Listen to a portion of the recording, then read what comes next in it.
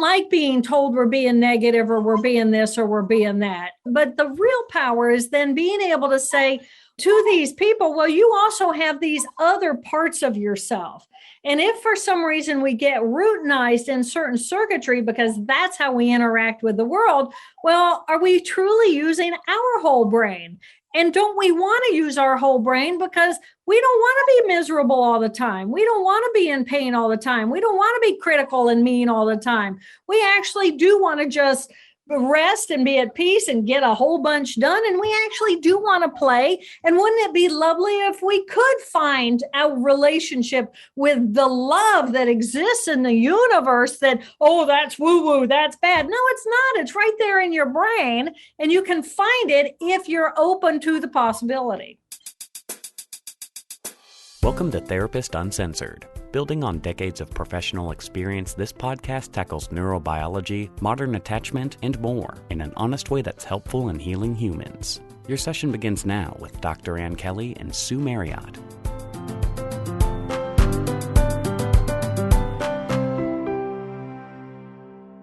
Hey everyone, this is Ann. Happy New Year. Sue and I are taking a few weeks off to relax. We're out hiking the Blue Ridge Mountains, by the way, with our adult kids and really rebooting for the new year, which we have coming and are very excited about some of the episodes coming your way. Today is a must-listen replay. Sue and Jill Bolte-Taylor dig into the whole brain living experience.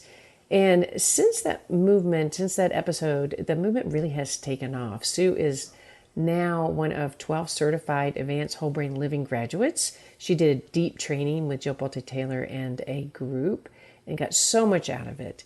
And since that episode, also Sue deepened the conversation with our listeners through a book series for our Patreon and Supercast members. So those recordings are still available for as little as $5 a month. You can join and become a member yourself and get all of the content for Whole Brain Living in-depth book exploration, as well as other reading groups and training opportunities and ad-free listening. So if you are interested in that, go to Therapist Uncensored/join. All right, let's jump into today's episode. Hey everyone, this is Ann. You are no doubt going to be blown away listening to this episode by Jill Bolte-Taylor. We found out after the interview that Oprah Winfrey named her as one of her all-time favorite guests, and I think today you'll see why. So this episode is a conversational mix of fascinating life story, insights about neuroanatomy and psychology, and just damn good inspiration. Jill Bolte-Taylor is a Harvard-trained neuroanatomist that started her career studying the brain and mental illness. However, she suffered a stroke on the left hemisphere of her brain, and through her experience of the stroke itself and her recovery, she continues to bring some of the most amazing insights regarding brain function and whole brain living. So her TED Talk was the first ever, by the way, to go viral with almost now 28 million views. And in this episode, my co-host Sue Marriott explores her thoughts on what made her message take off. What was she tapping into that people needed?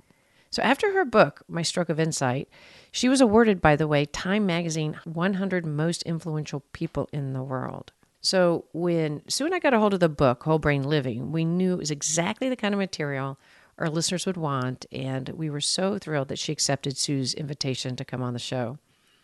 By the way, we're going to be organizing a Therapist Uncensored reading pod for this new book for our Nerd supporting community, and we will try at some point down the road to do something public as well. But right now, actually, it's a great time to jump in, if you haven't already, and become a Therapist Uncensored supporter.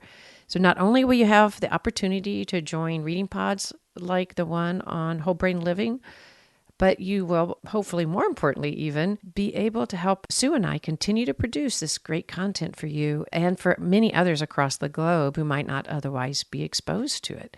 So if you can, we would sure appreciate it if you could join us as a supporter at www.therapistuncensored.com/join. You could also actually do /neuronerds, get you to the same place. All right. Without further ado, we bring you my co-host, Sue Marriott's discussion with Dr. Jill Bolte-Taylor. All right. Welcome, Jill. I'm so delighted to have you with us. Thank you, Sue. I'm happy to be here. As a matter of fact, a listener of our podcast brought you to my attention. I had seen your work a while back, But the exciting thing was she had brought your new book to my attention, and I read it, and it is incredible. And there's so much practical, real life sense in it that I immediately wanted to bring you on and let us share this with everybody, because anybody anywhere listening to this is going to benefit from your thoughts. Thank you. I feel that way. You know, anybody who's got a brain, the better we know. It's kind of an owner's manual. How are you anatomically organized? What can you know about that? And so how can you differentiate those different parts and use them and recognize them in other people? And you make it simple and straightforward. And we're going to get into that in detail, because I really want people to walk away from this show really understanding these ideas. But if we can take half a step back and sort of just share a little bit about your journey and how you got here, picking up wherever you would like, actually, as far as what you would like us to know about you. So I became fascinated with the brain as a little girl because my brother was only 18 months older than I. And we would have the exact same situation and walk away with very different interpretations about what just happened. For example, if we were playing near the street and our mom Gigi would come running out screaming, he thought she was angry. I thought she was scared for us. I mean, just how we interpreted experience at the level of the brain. So eventually I grew up to study the brain, and he grew up to be diagnosed with schizophrenia. So I was fascinated with how does our brain create our perception of reality, and what is reality? And at a cellular level, how is it that my brother's brain is organized and wired differently than my brain? So I can connect my dreams to my reality, but he could not. He ended up experiencing delusions. So I was teaching and performing research at Harvard Medical School, studying which cells communicate with which cells, with which chemicals, and what quantities of those chemicals in which portions of the brain. And then I woke up one day at the age of 37, and I was experiencing a major hemorrhage in the left half of my own brain. And over the course of 4 hours, I watched my own brain completely deteriorate in its ability to process information about the external world. My right hemisphere was still online, but the left hemisphere completely disappeared. So on the morning of the stroke, I could not walk, talk, read, write, or recall any of my life. So I was an invalid in a woman's body, and I gave a TED Talk. So if your listeners recognize the story, it was 28 million views. 28 million views, right. It was the first TED Talk to ever go viral. And let me ask you, do you have a sense of why that is? What was speaking to people? Yeah, well, first of all, we were primed. There were only 5 or 6 TED Talks online in 2008 because Chris Anderson had purchased the company. He had changed it. And he was he's a modern guy, and he was bringing it into the internet world. So we were the first group, if you will, in 2008. They said, half of you will post you and half of you, don't worry, if you do badly, no one will ever see it. And my TED Talk was right at the beginning of the conference, and it was the last talk in the first session. In the first session, you know, TED is about the big ideas, and the big idea question was, who are we? And TED had heard my experience, so they invited me. And so I came to it through the perspective of who are the we inside of me, because ultimately, regardless of how we're looking anthropologically or sociologically as a societal humanity, who are we inside of our own brain? And just to take that journey and to hold the space for people to let go of their left brain, which is the me, the identification of me, the individual, the self, and to shift away from the self into the experience of all that is. And so many of us have had these experiences where we feel connected to all that is, and yet there's that me over here, and there's this internal conflict between different value structures, shall we say. And I think it just, people resonated through their heart consciousness, which is essentially the right hemisphere, and then their cognitive consciousness, which is that left hemisphere. So everybody could relate to it, and it's like, oh my gosh, and it exploded into the world. Yeah, it really makes me think of a hunger that must have been there for something more that wasn't too woo-woo, right? That wasn't too mystical where we would lose a lot of people, But it was a translation of the mystical into science terms. Right. I mean, we have all of these experiences that we cannot explain. Doesn't mean we're not having the experiences and they're not real. It simply means we don't have the science that is designed and structured in a way that is capable of capturing the experience and measuring the experience so that we can talk about it at the level of language, of linearity, and measure it and be able to duplicate it through the scientific method. But by definition, the scientific method is a method. You have to have linear thinking. That is the way the left brain processes. So science is essentially measuring the physical world that we experience through our left brain. It's not very good at being able to replicate or capture or measure these other experiences that we're having that we would often define as spiritual or woo-woo. Yes, it makes me totally think of the translation. Like the left brain doesn't want to hear it. It's threatening. It's threatening to get into something that it can't understand. It's really easy to criticize and reject and push away when we don't know. And the fact of the matter is there's so much that we don't know. I mean, you can go out onto the street and you can say, do you believe in global warming? And people say, no. And it's like, what do you know about global warming? And they'll say pretty much nothing. And it's like, so we're inclined to make this negative judgment as the knee-jerk response to that which we don't know or we don't understand, as opposed to tell me more. I'm open to the possibility. So some of the folks that believe that talking about the left brain and the right brain is old school. That's not old school. It went a little bit crazy. There's no question. If you want to know everything that we pretty much know a lot anyway about the differences between the right hemisphere and the left hemisphere, there's a magnificent book by Dr. Ian McGilchrist. He's male. Second, he's a psychiatrist, medical doctor. He's a lovely human being, and he's written this tome of what do we know about based on lab work over the last 50 to 60 to 70 years. And it's called The Master and His Emissary. And he'll take you into all the bird studies, even birds and other creatures, even at the level of the molecules, spiral in different orientations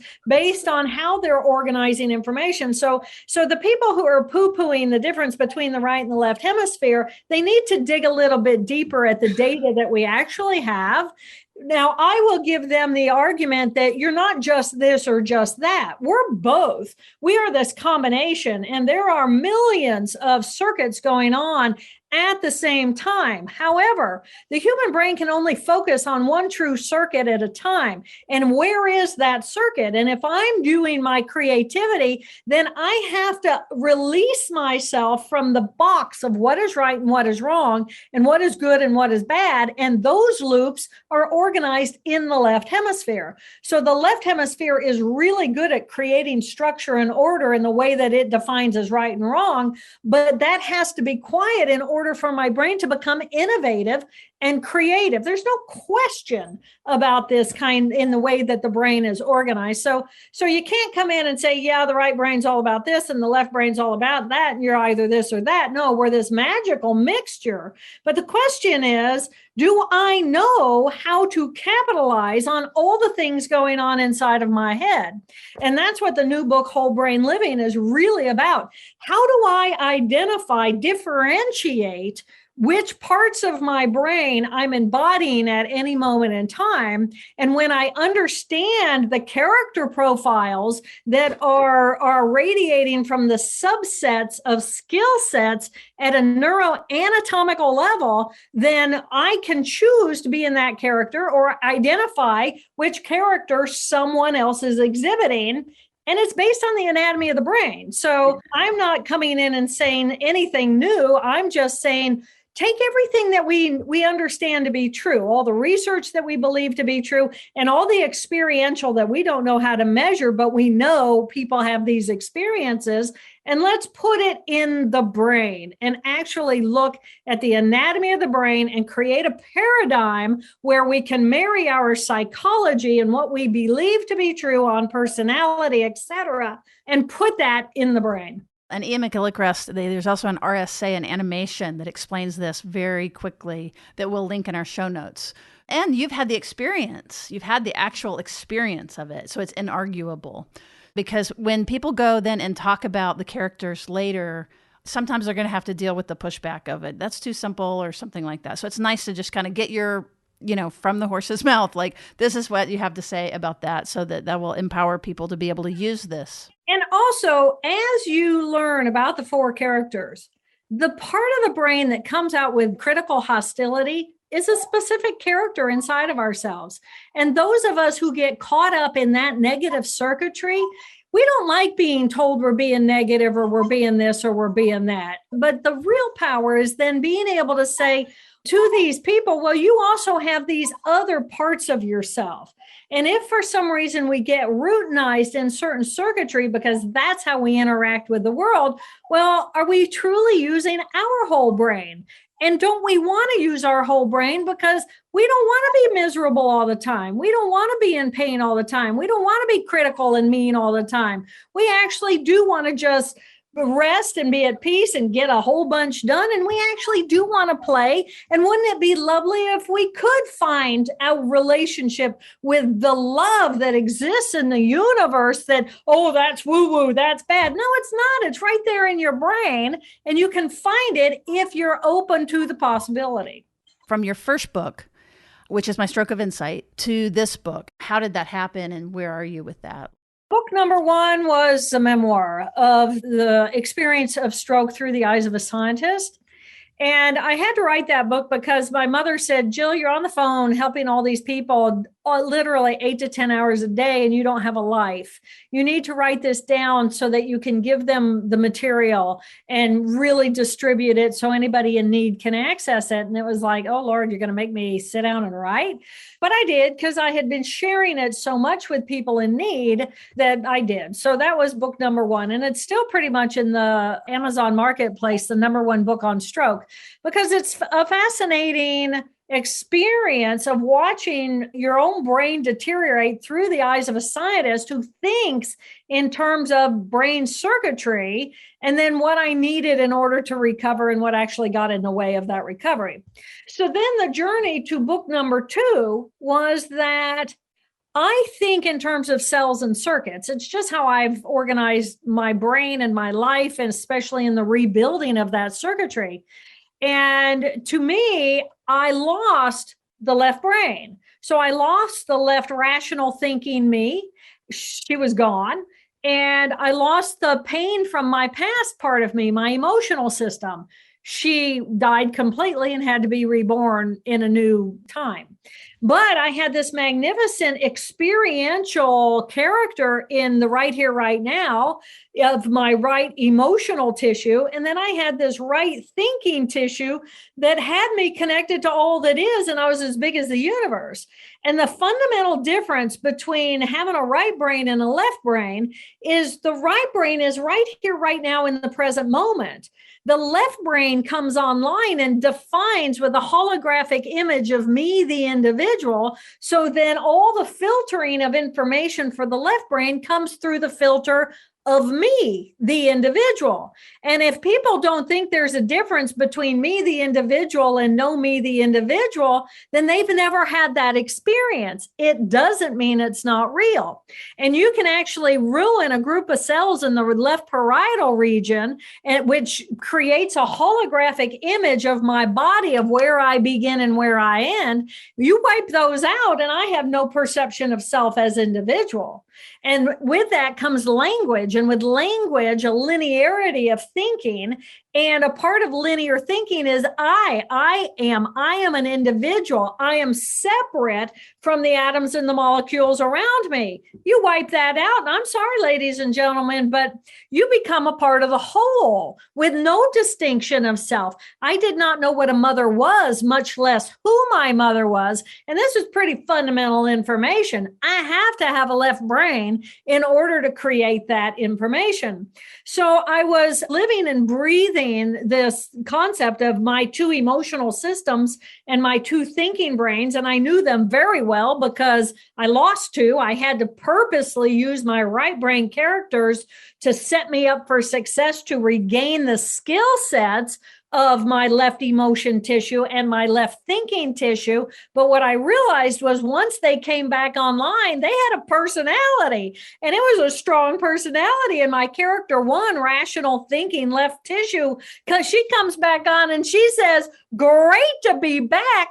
I want to take over the brain again. I want to be the boss in here." And we're all in here looking at her going, "We are so glad you're back online because we need your skill sets and we love you. And thank goodness you're back. But no, you're not going to be the boss anymore. We're going to have a democracy inside of this head." And so that's what I created. I just created a tool of communication between these four very distinctive characters. And I realized when I was giving a presentation, I was talking about how great it is to talk about the brain these days because people know terminology. They know about the amygdala and the hippocampus and the anterior cingulate gyrus, and it's all very exciting. But the fact of the matter is we have two amygdala, we have two hippocampi, we have two anterior cingulate gyrus, and there was an audible gasp in the room. And I realized that is what's wrong. People think we have one emotional system. No, we don't. One in the present and one about me and my past and future. And as soon as we can differentiate those emotions, oh my gosh, clarity comes in. You know, for listeners of our show, people are very familiar with kind of the different levels, but you're right. It's typically discussed in terms of midbrain, prefrontal cortex as one thing. And so one of the things that was really exciting was just even beginning to really think about, and then that solves the left brain problem anyway, because you have both. The other thing that you did with it is you personalized it. And that was so lovely. One of the ways that you work with these ideas is that you wake up and you check in with everybody.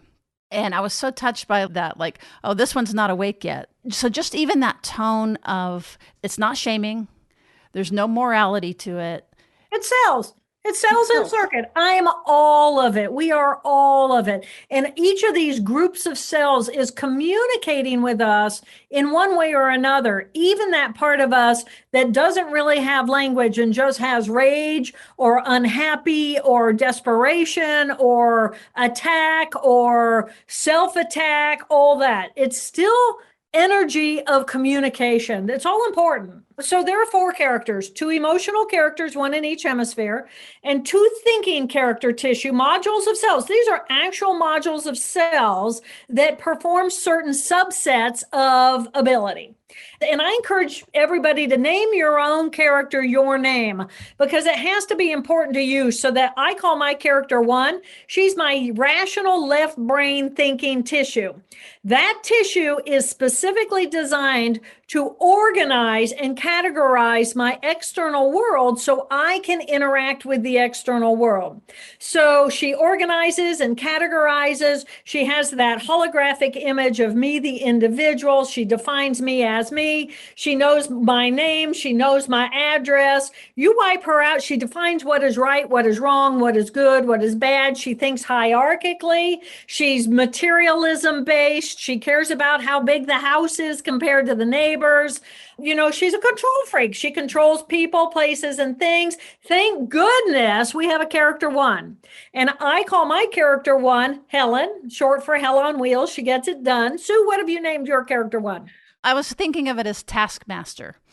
But what I realized is I had the playful names on the right side and then just the more functional names on the left side. So and also I think that I'm still learning it and wanting to teach it and share it. So it's like Taskmaster was just what came to mind. Yes. And that's what it is. It's the Taskmaster. It's going to make the to-do list. It's going to follow the to-do list. The phone's going to ring. It's going to use this tone of voice and say, hello. Yes. What can I do for you? Instead of the golden retriever. Yeah, right. Exactly. Because character one's busy.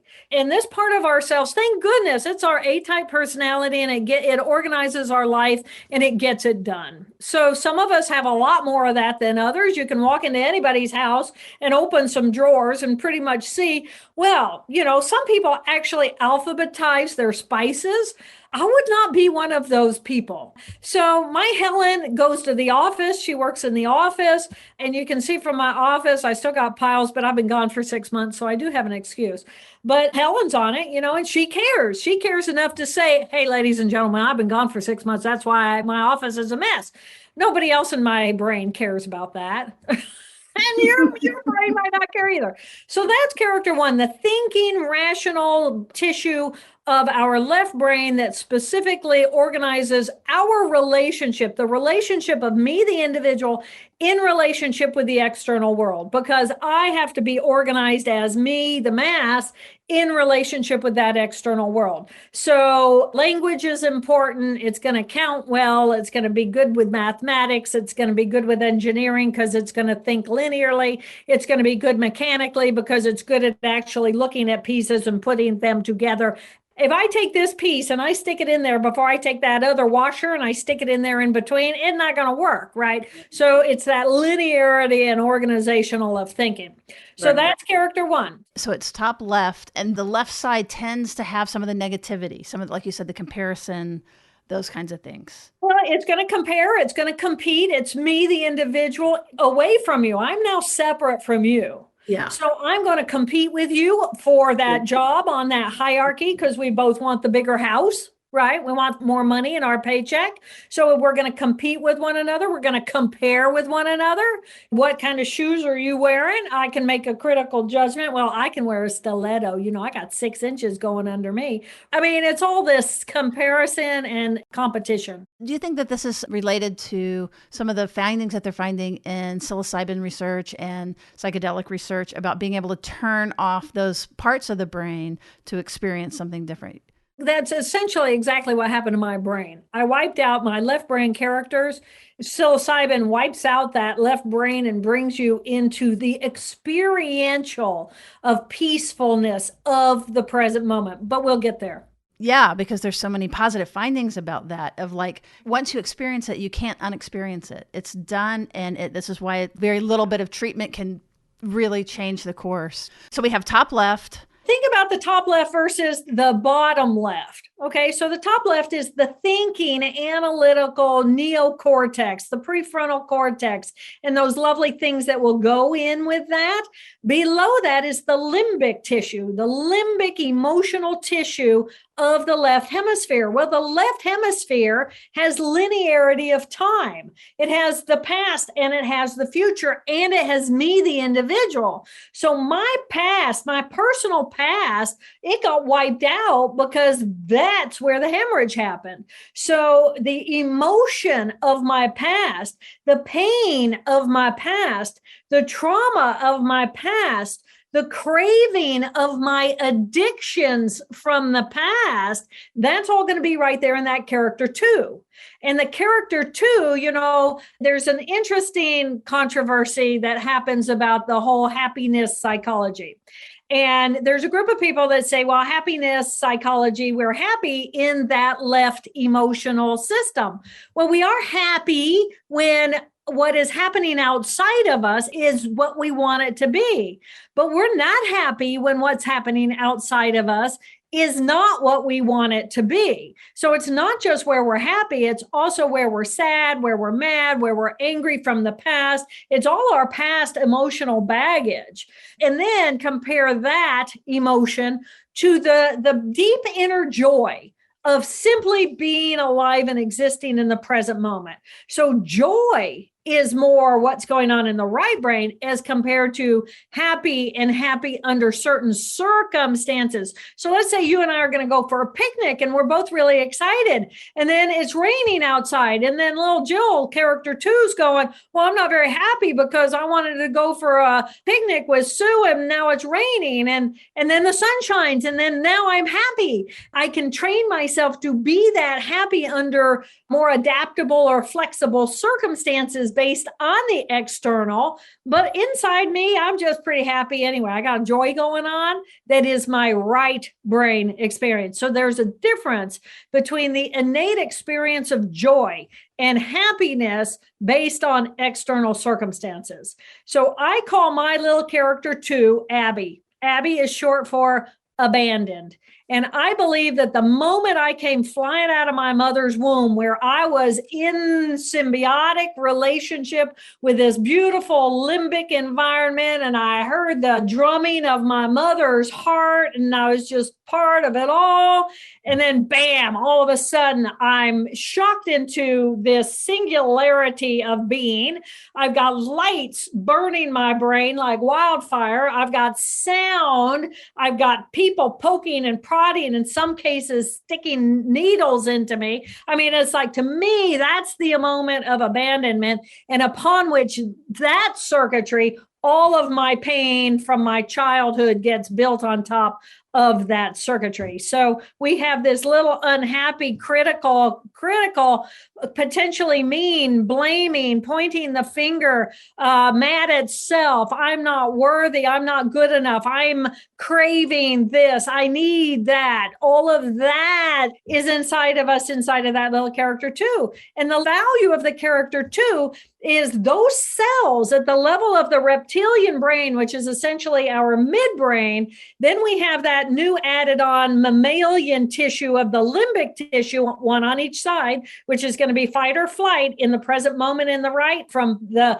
experience from the past or fear of the future in that left. The beauty of that character too is information has streamed in and gone immediately into both of those amygdala, and the amygdala of the left hemisphere emotional tissue immediately takes what is in the present moment and says, have I ever experienced this before? Is there a reason why I should push it away and say no? Wow, that's amazing. The cells themselves are jumping out of the present moment experience, because the present moment experience is a level of consciousness. And these cells are willing to step out of that blissful, peaceful euphoria of the present experience and say, have I ever experienced this before? Have I ever seen something like that before? And so let's say, for example, I'm 60 years old and I see a dog. And I remember when I was 10 years old, I was riding a bike and a dog that looked just like that was nipping at my feet and trying to bite me. So now for the next 50 years, every time I see a dog like that, that amygdala goes alarm, alarm, alert, alert. I don't feel safe because I've seen that dog before and that dog's not safe. I need to push it away. It's amazing.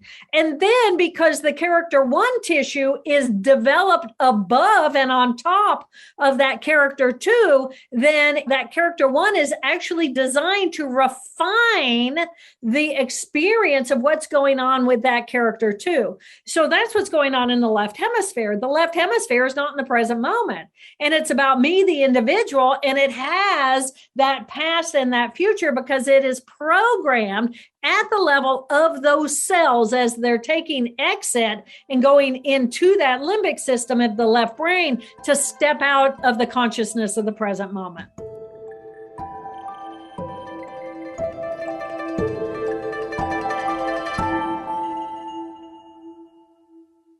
Hey, Sue, let's take a break and talk about today's sponsors. So today's sponsor actually could really change your life, or at least spice it up. So as a listener of Therapist Uncensored, you know we're all about mind-body connection so that you can feel more present in yourself and in your relationships. And that includes sensuality and sexuality. And Dipsy can help you do just that. So Dipsy's an app that is full of hundreds of short, sexy audio stories that were designed by women for women, which I find makes a lot of difference. And they do a great job making these stories come to life. They have immersive soundscapes, really intriguing characters, and they have new content released every week. So you can, discover new things about yourself or what interests you. This can be just for you individually, or if you happen to have a partner or partners, you can discover new things about them too. Or maybe you just find your favorite comfortable story that you want to come back to. And Dipsy really has some amazing, interesting, creative things for your imagination that can really nourish your sensual and sexual side. So for listeners of the show, Dipsy is offering an extended 30-day free trial when you go to dipsystories.com/TU. So that's 30 days of full access for free when you go to Dipsy, DIPSEA, stories.com/TU. Dipsystories.com/TU. For those of you that have never tried a meal kit, it's really can make a difference, especially for those of us out there like myself who are not completely confident about cooking. This year, it was a coincidence that Sue's sister, who also is shy and kind of anxious about cooking, was able to put on this huge holiday meal for a whole crew that was really delicious. And it wasn't until after dinner, as we were talking about how good everything was, that she let us know that one of her secrets was that she had used HelloFresh. She said she felt comfortable and confident putting on the entire meal, that everything was pre-portioned. They had just the spices and the detailed instructions. They had it all planned out, and she was able to do it really confidently. And so it was such a win-win. And I totally relate to her. I am not a confident cook, but I love being able to get a kit that I will stretch my my comfortability, because I'll do things that I might not otherwise cook. And I feel really confident. I have just what I need, just the right ingredients. It actually saves you money. It's less expensive than going out or having delivery. And you're not going to the grocery store picking up all these extra things you might not otherwise pick up. You have just the amount for the amount of meals that you're wanting. So take control of your time, your budget, and actually it's also delicious. So go to HelloFresh.com/TU21 and use the code TU21, and they're going to give you 21 free meals plus free shipping. That is a good deal. So it's HelloFresh.com/TU21. And again, use the code TU21. All right, let's jump back in. And one of the things I love about what you're saying is this doesn't have to be trauma. This doesn't have to be the capital T trauma. Everybody has this birth experience. Everybody has this lower left, this limbic left, bottom left, that has the raw feeling. And then the brain, the top part, comes up and makes a story. You didn't say that exactly this way, but there's a story about why they're feeling that way. Is that right? Yeah, you're absolutely right. Yeah, because we talk a lot about that, about like our narrative and what is our narrative and can we update and change our narrative in therapy? Yeah, because think about that lower, and you said it, lower left limbic. I like that. That's all right there. Boom, the 3 L's. The lower left limbic is a dysregulation. It's an alarm, alert. I don't feel safe. And so I can become deregulated or dysregulated from my normal neurological, happy functioning self. When I move into the alarm, I don't feel safe. I have anxiety. I have fear. I need to go and push away. And we're biologically programmed to do that to save our lives. And then, yes, now we have this thinking tissue that comes in as a human being. And that's the portion of our brains that are separate from other mammals, is that neocortex. And that's defined to then create in the left brain, me, the individual, and language. So now I can create the story. So I can take the energy of I don't feel safe, and weave in that left brain the story. So then do we have the power to change that narrative? And absolutely, because we just made it all up based on a piece of data and a piece of data and a piece of data. It's genius at what it does. Each of these groups of cells are genius at what they do. And it doesn't mean they're right. It just means they're genius and really good at what they're designed to do. And they're taking care of us. And so again, so for our listeners, we talk a lot about attachment. And so this is the attachment system, basically, is that you first have the biological experience, and then that gets kind of encoded in like neural grooves. I call it neural grooves. You know what I mean? Like you got the freeway of this is what's happening. And then the internal working model is the story that gets laid on that.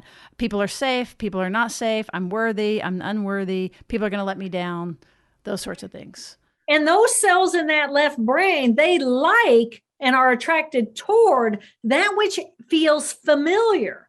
Safe is defined by that group of cells as, does it feel familiar? If it feels familiar, then it's safe. But let's say then I'm looking at a person, I'm blonde hair, blue eyed. Let's say someone with black hair, black eyes come in and they represent a different religion that I'm not familiar with, or they're a different race than I am, then I am programmed at that level to push away and say, that's not familiar to me. And those smells of curry and those different aromas. I've never had those before. So that's a push away, push away, push away. So our whole racism system is actually at a biological level. But can we train these? Can we use our whole brain to say, I want to go toward that instead of push away from that? One of our taglines is, it's not me, it's my amygdala. So it's sort of the same thing. It's like, oh no, that's my reaction to something novel. It's not true. And it's not that I'm bad, that I have a fear reaction. We need that. It's designed to save our lives 1,000,000 times in our lifetime. It's not bad. None of these systems is bad. But the question is, how do you want to live your life? And you want to live your life always feeling that fear and push away, push away, push away? Or do you want to recognize I'm feeling an anxiety? There's something out there that doesn't feel familiar, so it doesn't feel safe. Character one can come on and make the assessment and say, do I need to fix something or rearrange something? Because it's all about fixing and controlling in order for you to be able to relax so that you can actually at that dinner party go toward that person who's different from you instead of go cuddle over here in the corner with other people who are just like you. That should be your next book, right? Is the cultural, the social implications of this. But if I can ask a kind of a more detailed question, if you don't mind, and then I'm excited to get to the right side because that's the fun part, right? Are you familiar with Steve Porges and polyvagal theory? Absolutely. He actually lives in Bloomington here. Oh, does he? Oh, awesome. We love him. And I've had both him and his wife on talking about oxytocin and all of that. And our audience is very interested in that kind of thing. So the regulation, upregulation or downregulation, are we still talking about that happening in the left side of the lower left? Or is that both the right, left? I'm thinking of just the limbic part, just the defensive reaction, whether we upregulate or whether we downregulate. What I'm thinking based on what you're saying is that how you dysregulate is just a detail within the left side, the left limbic. Is that right? I haven't explored his wiring maps. I'd have to do that. I do know that, 70%, more than 70% of the fibers are coming up from the body to the brain instead of down. And so if we want to self-regulate in the characters 2 and characters 3, the limbic system, going into the body and using the body and wiring ourselves up, which is why for the brain huddle, which we'll get to, the very first step is the breath. Because the breath is something that we can immediately bring our minds to in the present moment in order to stabilize ourselves in the body in relationship to these limbic cells. The stress circuitry, the entire stress circuit is what's going on in the left brain in relationship to the character 1 and the character 2 going up and down. So I haven't had my head in his book for a long time. I'd have to go back and look at that, but I will. I will go back and look at that. Yeah, I think of it as the toddler, right? The taskmaster, and then the bottom left is a little toddler. I'm not sure if that fits, but like in the moment, dysregulation, sees the problem. The thing about the limbic cells is they never mature. So our little unhappy, wounded self from our past, that never matures. And they're different ages dependent on really where our traumas come in and when we stopped being heard. For some of us, it's as infants. For some of us, we're little toddlers. For some of us, we're 5 or 6. For some of us, we're teenagers, but it never really gets past that.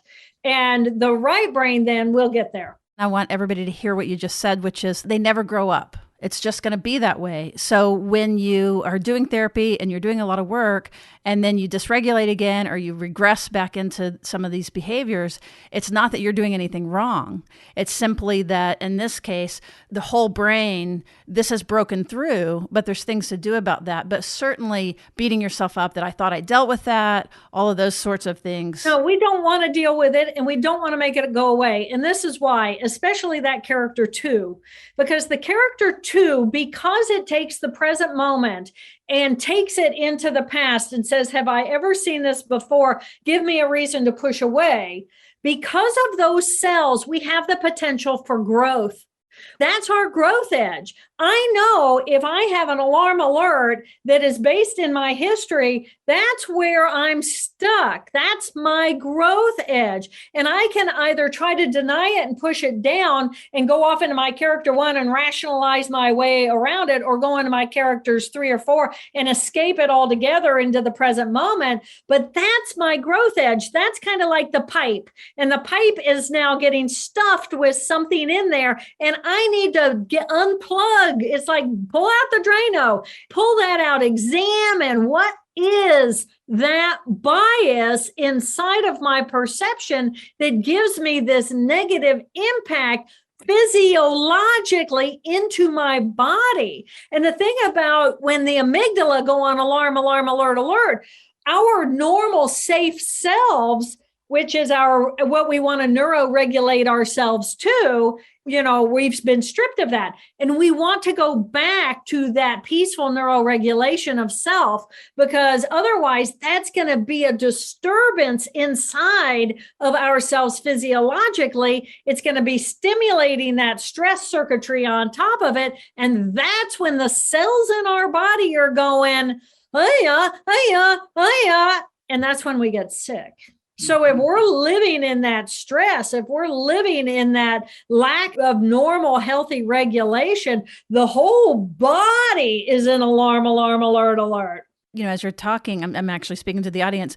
Like, it's brilliant. The brain is brilliant. And the way you're describing it is how smart that lower left is. This is not something we want to cut out of ourselves like a bruise on an apple, that this is integral and very much part of things. And I love you calling it like the growing edge, but with enough safety only. Let's pop right and let's talk about the safety and being able to manage. Perfect. So as we're thinking about then, we got character 1 left thinking, high thinking, character 2 left limbic in the lower, character 3 is going to be right lower limbic.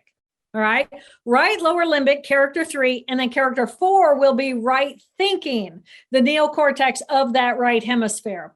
So the right hemisphere, the biggest difference is I don't exist as an individual anymore. That's all about me, me, me. All my details are in the left hemisphere. Wipe out the left hemisphere, I experience myself to be big as the universe. And that was the gift of the stroke that I experienced. I completely wiped out me, the individual. I existed in an absolute quiet brain for 5 full weeks.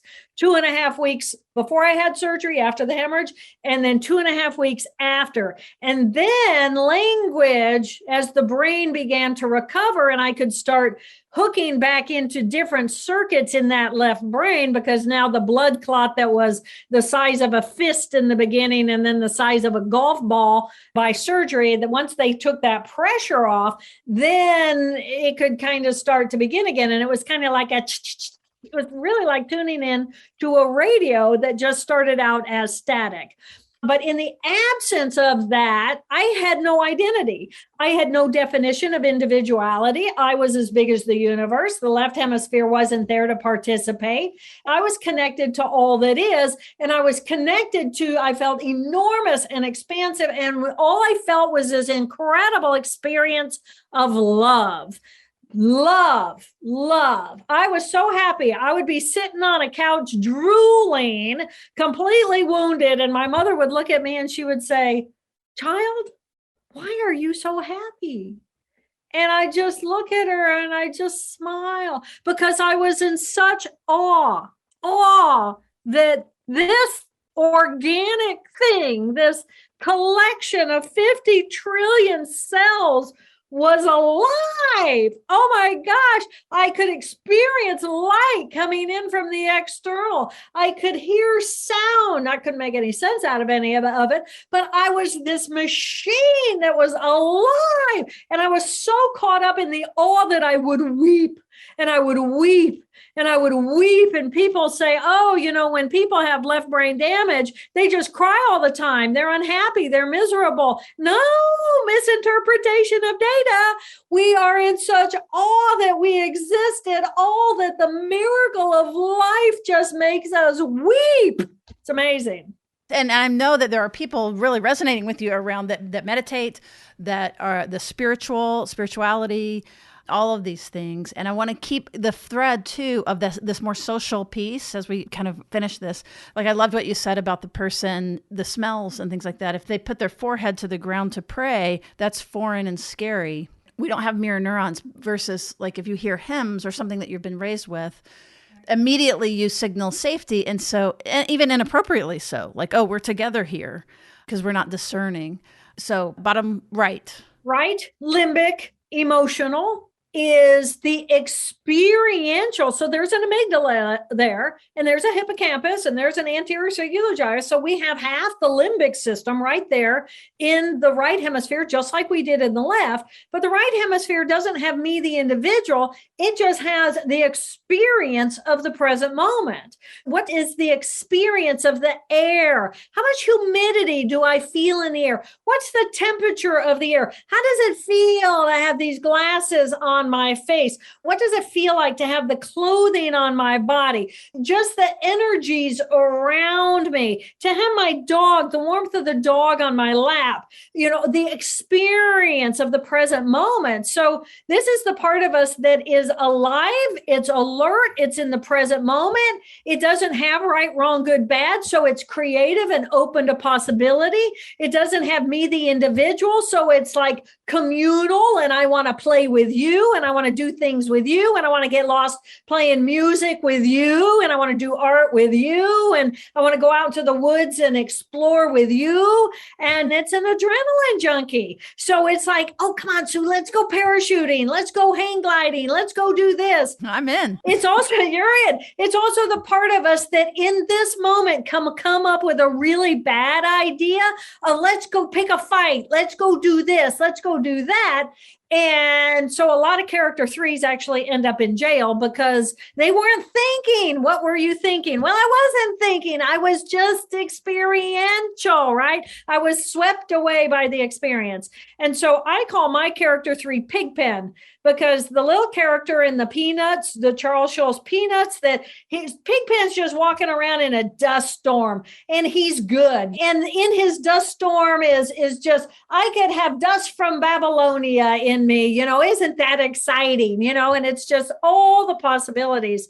So our playful, our creative, our innovative, that's that experiential tissue. And then the thinking tissue that's added on as the human being, that neocortex of that right hemisphere. It's not about me, the individual. It's about my connection to all that is, including the consciousness of the cells of my body. So when we learn new things, the stress circuitry of the left brain is dominant, but the relationship between the right hemisphere and the heart consciousness and the gut consciousness and the intuition. What is intuition? It's our ability to experience information on a bigger plane and then make decisions based on that patterned response as opposed to the details of the left hemisphere. So when we pray to silence that left brain so that the verbiage, so that we can open up the experience of the present moment where we experience something that is grander and greater than we are. When we meditate, we do the same thing. When we perform yoga, we actually step into the character three rhythmic portions of our relationship with poses in our body, and we open up those energy flows so that we can experience, we can escape, if you will, that left brain character 1-2 circuitry and open ourselves to that experience of being at one with all that is. And it's beautiful there. I've tagged it for the moment, at least, as Buddha. Yeah, that's the ultimate goal of the hero's journey. It's the ultimate goal of finding Christ, of finding God, of, the left brain may pray or mantra in order to preoccupy those centers in the left brain. But the ultimate goal of every religion that I'm aware of is to get from the action, the operation, into the experience of being. So essentially, we're quieting the left brain so that we can open ourselves up to what is beyond or what is greater than, and how we are connected to all that is. And, the work of Andy Newberg, where he really identified that it's a quieting of those language centers of that left brain when nuns found God or monks found peace. The word surrender comes to mind. Yeah, there's that. And the left brain feels like, oh my God, that's my ego. That's me. I can't surrender, because surrender is synonymous with death. And if I put that aside, I have to kill me off in order to experience the other. And it's like, no, it's right there in your brain. That little group of cells, it's right there. You don't have to, you can say little character 2, little character 1. We're right here. You can jump online anytime you need to. But for this moment, can we breathe deeply? So you're sharing with us a little bit about how you pull these back together around the brain huddle. Yes. Have we said enough about the top right? I hope your people think so. Otherwise, there's a book there for them. Right, that's true. Okay. One thing that I do want to say, though, is that you call your top right Queen Toad. Queen, because she's as big as the universe, right? She's connected to all that is. And Toad, because I'm a bit goofy and I don't take myself that seriously. And, if I die, Queen Toad's good with it because I lived. Oh my gosh, I had this experience. I don't have to be greedy and say, well, I have to have 100 years of this, right? But just the phenomenon and the gratitude, the sense of gratitude that I exist at all. And I was able to recover those other tools of that left brain skill set. I don't want to live in that stress. I want to be able to go there and do those things, but I don't want them making my decisions for me. And so this is how we get then to my brain is now a democracy. I call it the brain huddle. BRAIN is the acronym. B stands for breath. Breath, bring your consciousness into your chest. Breath is something that happens in the present moment. From the moment we're born till the moment we're gone, there is this steady train on a track called breath.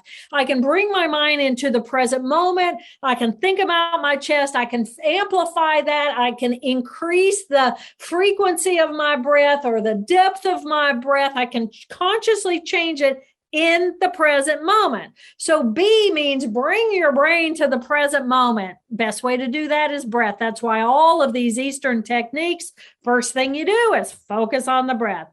R is recognize which of the 4 characters. I got all these 4 characters in my brain. The better I get to know them, the easier it gets to recognize when they're alive and active in me. And who just walked in the room with you, Sue, because you got all 4 too. So in relationship, any relationship between 2 people, there's 8 of us. And most of us are really clearly aware of that. But if you walk in as your character 2 and I'm in my character 1, I might realize Sue's unhappy. Sue needs my attention. I got to put down my busy and go into my character 4 and come over and scoop you up and say, honey, I'm right here. What do you need? Do you need me to hear you? Do you need to talk to me? What do you need? And consciously then shift.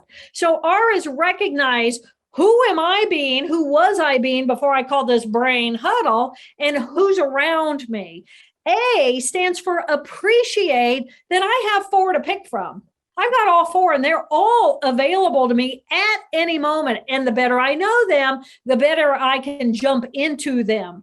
So B, breath. R, recognize who called the brain huddle, who was there. I, BRA, appreciate that I have all 4. I is inquire in this next moment. So it's like with that example, Sue came in, Sue was unhappy as her character 2. I'm inquiring. Well, character 1 isn't appropriate in this moment because Sue's really okay. She doesn't have to fix anything. And so in my huddle, I'm inquiring who should come out next. N stands for navigate, the next moment, and then the next moment, and then the next moment. And in this moment, the next moment for me is I should jump into my character 4, loving, open, supportive, and just come and be your friend and help you as you're in your 2. And then we connect instead of fixing, which is what character 1 wants to do. And then character 3 can come in and say, Sue, little Sue, can we go play? You want to go do this? You want to go do that? Let's go do this. And then your little jump into your little 3 and say, thank you. Thank you for loving me, for being with me, for supporting me. Yeah, let's go play. Yeah, because 2 feels safer now. Yeah, because two feels safe now. Because what has happened at a neurological level is each of these are four different levels of consciousness that are vibrating in different frequencies with different vibes. We all know that. If you walk into a fight, you walk into a couple of twos going rah, rah, rah, rah, rah. First of all, two twos will never find resolution. So somebody's got to step out of their two in order to find some resolution and peace. But there's an energy. You can walk in and your character 4 can pick up, oh, I just walked into the middle of a fight. Brain huddle. What do I do with this situation? And then do I come in as a 1 and try to fix it? Or do I come in as a 2 and just go, yeah, and da, da, da, da, da, da, da, and I just fuel in that, I just keep it going? Or do I come in with a playful 3 and try to bring a little perhaps inappropriate humor? Which may or may not work, or open up to, well, when you're ready, I'm going to play, here I am. Or come in as just that loving 4 and say, I got you. I understand. I'm here. I'm with you. I'm wrapped around you, whatever you need when you're ready to step into something else. We're available. We being my 4.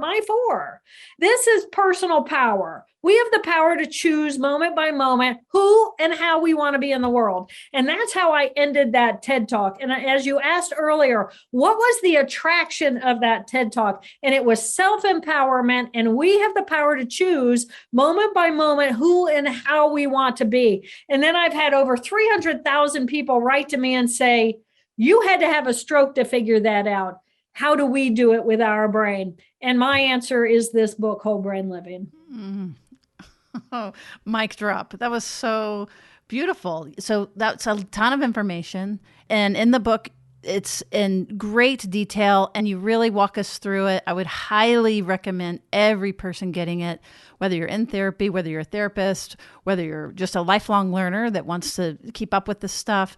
This is new. This is different. This is exciting. And the coolest thing, we can nerd out on the cool stuff that we're learning about the hippocampus and the amygdala and stuff like that, but it's both nerdy and practical. It is. It's like I consider this book to be a roadmap to our own peace of mind. And anybody who's got a brain, biologically speaking, we have these 4 modules of cells. They exhibit very specific skill sets. Have a lesion, have a stroke, wipe them out. It becomes very predictable. We're pretty much wired very similarly. And getting to know these by our character profiles, it makes so much sense. It's easy to see in ourselves. It's easy to identify in our partners, in our children, in our parents, in the teachers, in the school system. And we're all on a hero's journey.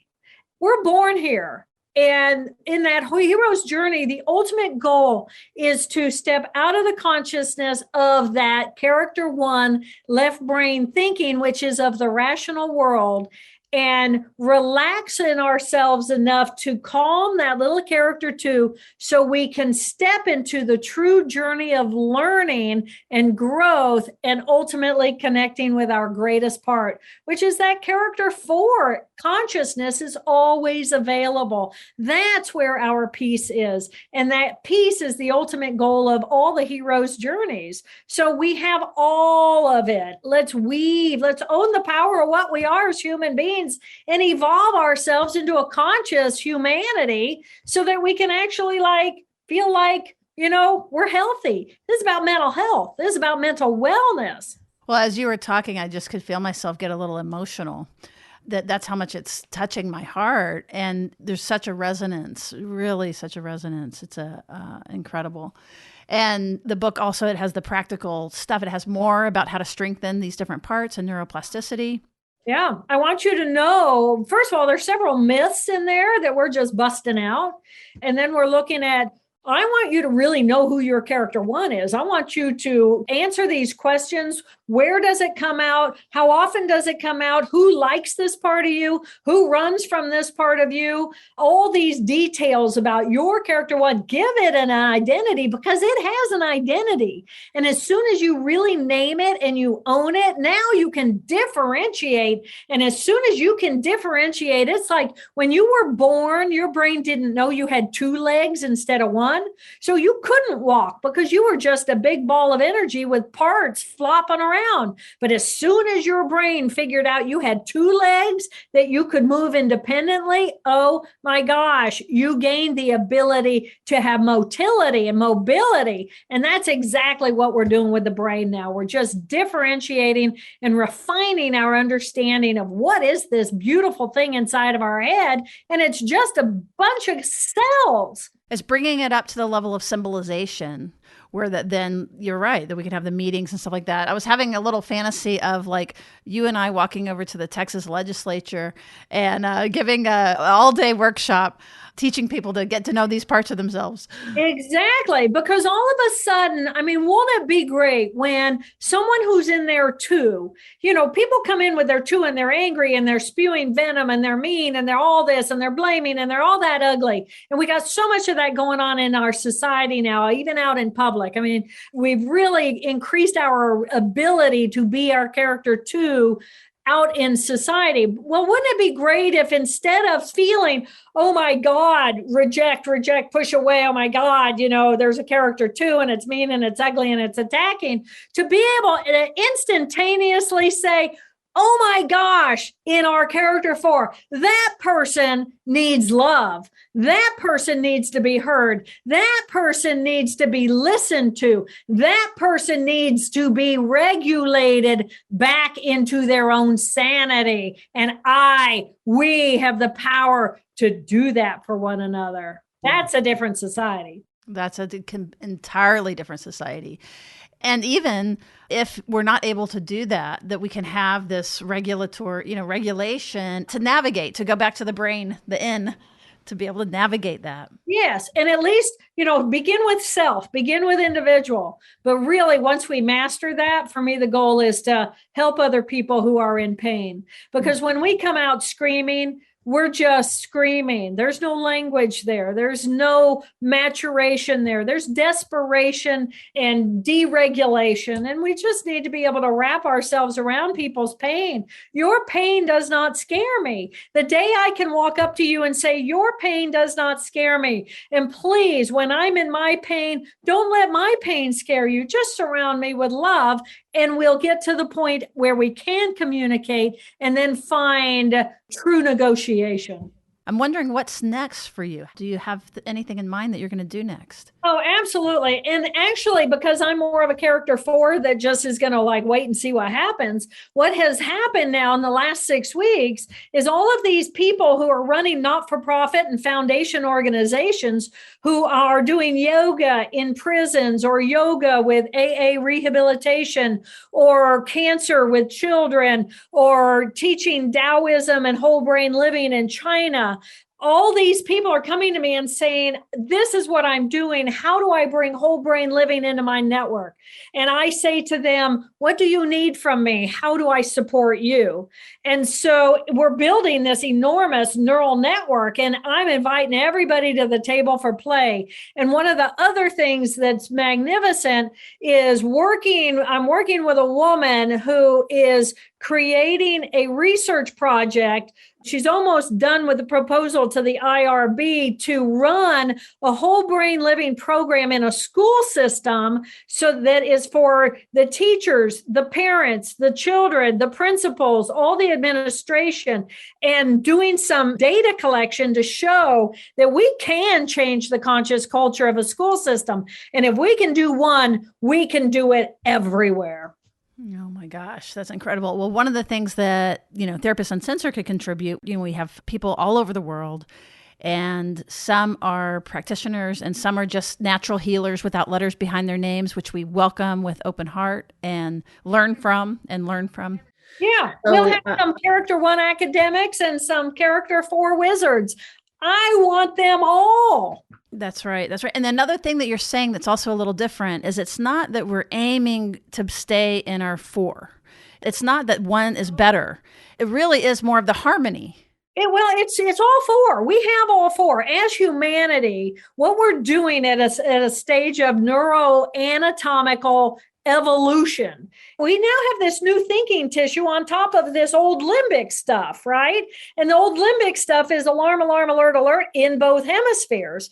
So now we have this thinking tissue placed on top of that as humans, the neocortex. So now we're working the kinks out between the fibers of how do we interact character 1 with character 2 in the left brain, character 4 and character 3 in the right brain, as well as character 1 and character 4 through the corpus callosum, as well as character 2 and character 3 through the other commissures. We are uniting our brain. The evolution of humanity is combining all these parts of the brain.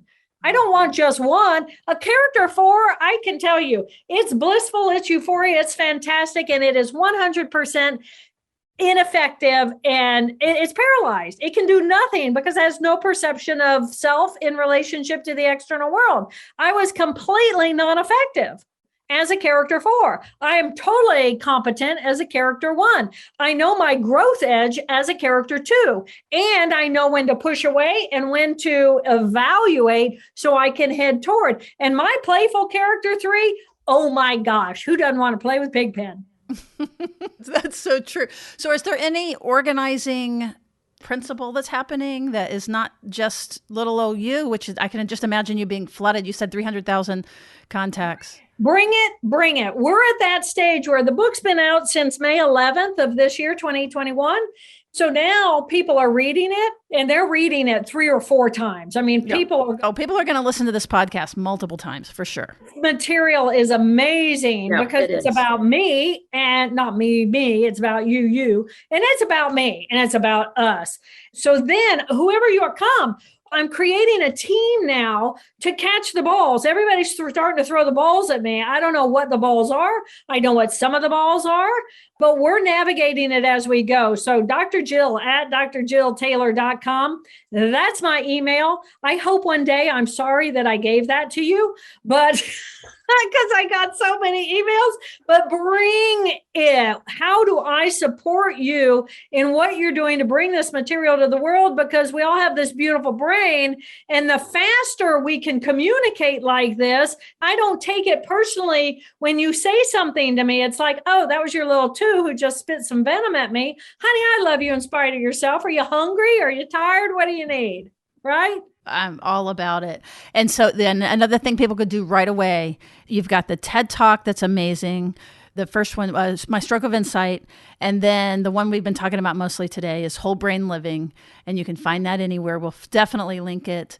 Is there anything else you want to refer them to, or articles or PDFs or anything like that we can put in the show notes? My team at Hay House has drjilltaylor.com is my website. I've given over 100 podcasts in the last 6 months. So I'm just planting seeds. And now what happens, it will grow organically. And I'm here to catch as much of the balls as I can. And I need to know, what do people need? Someone said, I need a 1-page for a leadership conference I'm adding this to at the last minute. I need a 1-sheet with the 4 characters at the top, and then what's going on in the brain huddle that I can just include. So let me know what people know. We'll be posting things on the website that you need, that you can use.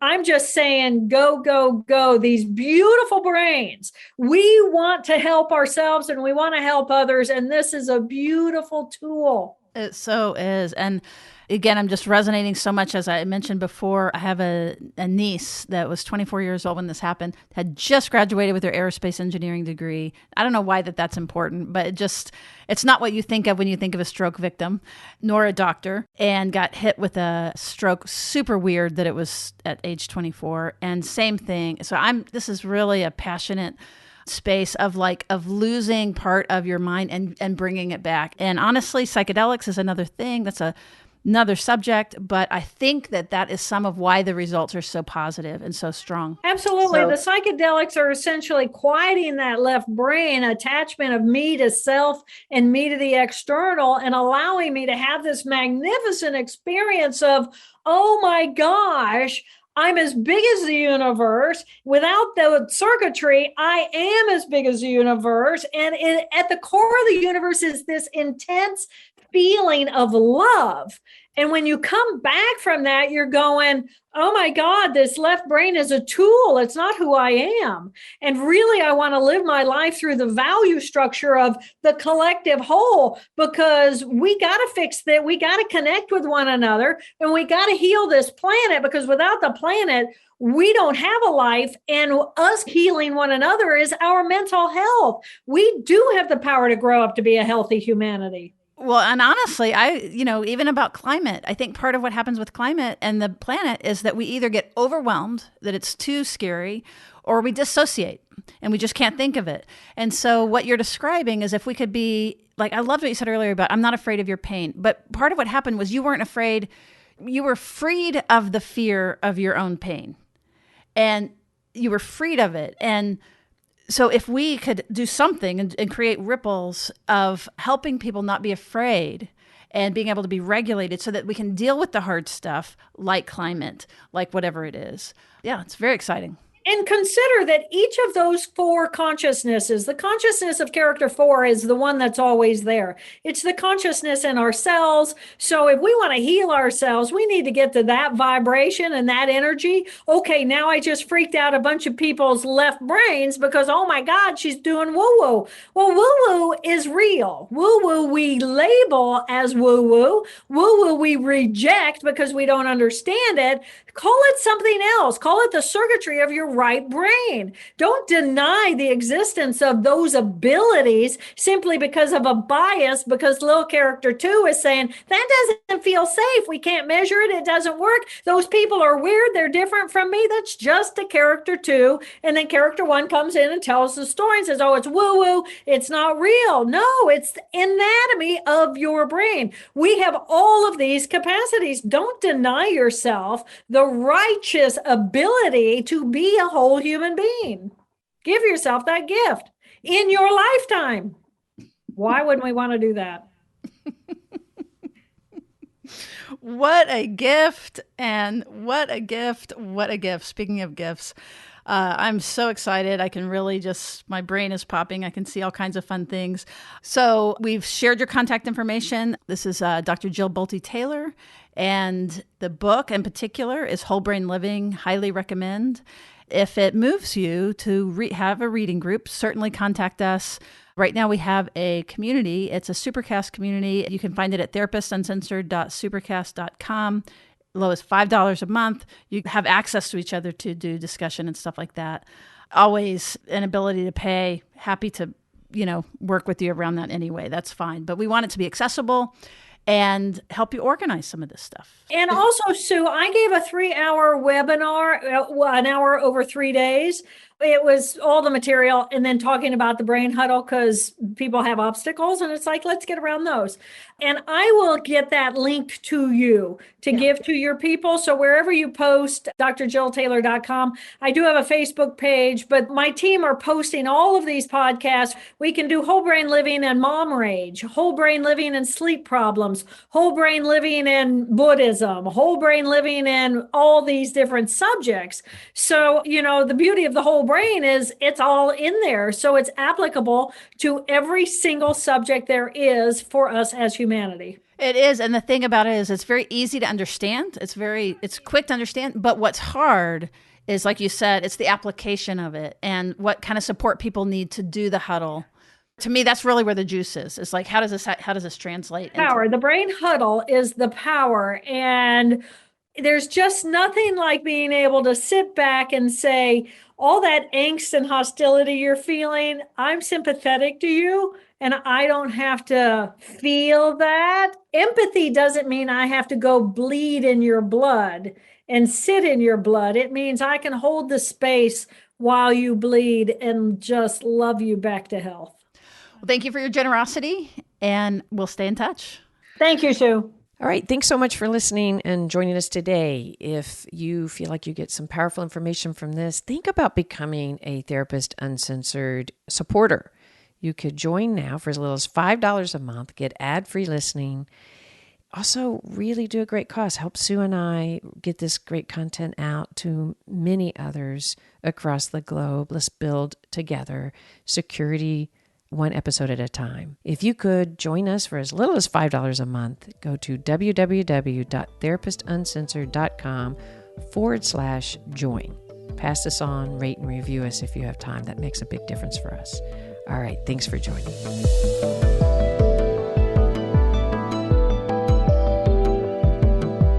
Therapist Uncensored is Ann Kelly and Sue Marriott. This podcast is edited by Jack Anderson.